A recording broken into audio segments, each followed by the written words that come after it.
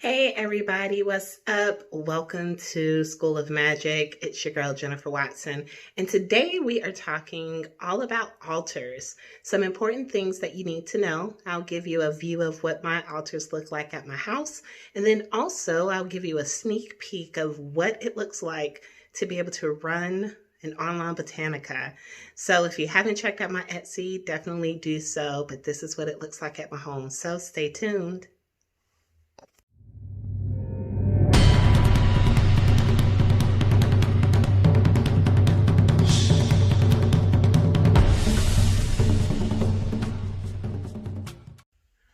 All right, so let's take a look at my altars here, starting with the one at the top. This is my Ancestor altar. And you can see I have pictures, I have items, I have names, and a candle, tea light candle that's getting ready to go out, along with water standing to the left side of the candle, I'm sorry, the right side of the candle. Just to note about Ancestor altars, if you don't have pictures, you can definitely write names. If you don't have names, you can add items. And if you don't have items that belong to them, then you can buy things that represent who they are. And so the pictures are pretty self-explanatory, but I do have some items on here that represent the broader spectrum of my ancestors, like this little musical thing here. I also have this African doll. I have a DVD that a distant cousin made that you really can't see too good, but it's there. And I have a globe that belonged to my great-grandmother.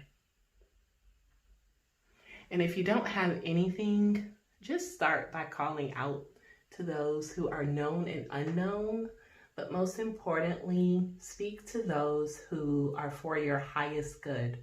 You might not know who they are, but as long as you speak it, you should be good to go. All right, so let's come on down here to my Oya altar. So one day, my Orisha Oya said, you know what? Draw me a picture. And I said, cool. I love to draw and I love the color anyway, right? And so that's what I did. I just did that for her to create a little visual representation of who she is. I mean, I'm not the best artist, but I think I did okay. All right. So let's talk about the water. So on my Ancestor altar, you also saw that I had water to the right side. And you also see the water to the right side of my Oya candle. It's important to do this. And the reason why is because you want to be sure that you are protecting your Orisha or your ancestors by putting the water to the right side. In turns, it turns out to be the left side of the candle. And the left side is where many questionable things start to enter. Things that are not for your highest good. So you may want to just keep that in mind and keeping it right covered for the candle. You can see I have other things that represents who she is, like the maraca. I have offerings for her on the left side of the candle, and that's me facing the candle. She loves her red wine. I have some copper. I have an amethyst crystal, and I also have $99.99 in her bowl. Now, you might be asking, what is this beaded contraption thing that's on your altar? This is called a mazo, and a mazo is a symbol of royalty for the Orisha. I have this, I received it after my Orisha ceremony. And because I do not have a storefront botanica, I do have one online, I have it on my altar. Otherwise, I would be putting it up for display in my physical location if I had one. And that's just to represent my Orisha Also to represent the ceremony that I completed, so that you can see that I am the real deal. I have some other things on here too, like the horsehair brush, a nice long cigar that I thought was pretty cool. Also too, I gotta actually make her another one, put an aruke, and it has genuine horsehair on it. I put little skulls on the end. It was my first time making it. I actually was using it during a dance and I broke one of the strings and I was like, oh, okay. I guess I had some power behind that. But as you can see here, I'm gonna try to put this little selfie stick back there. You can see here, it has the horsehair along. So I just put this up here as display because of course I need to redo it because I did not add enough horsehair to it. So let's go ahead down.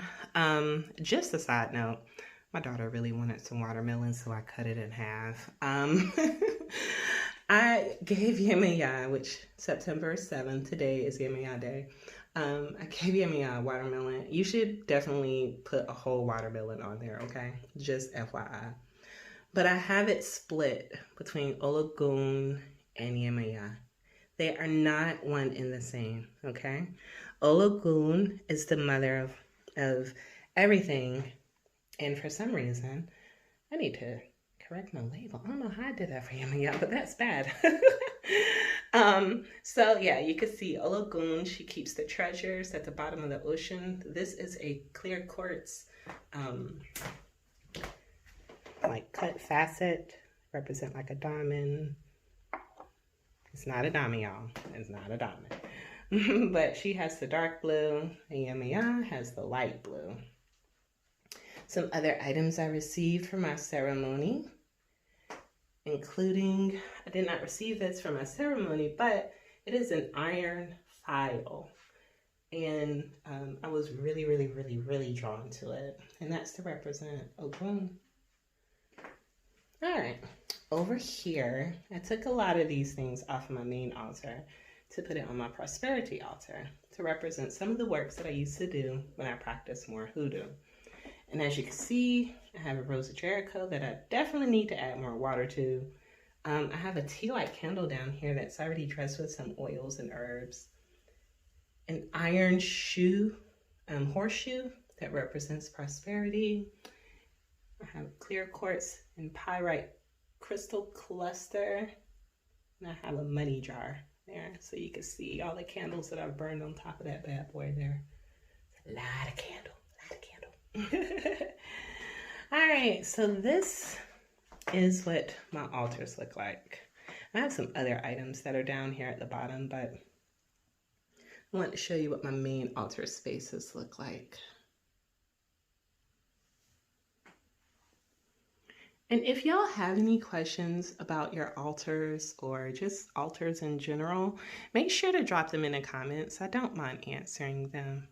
All right, so let's take a look at what it looks like to run an Oya Botanica out of your house.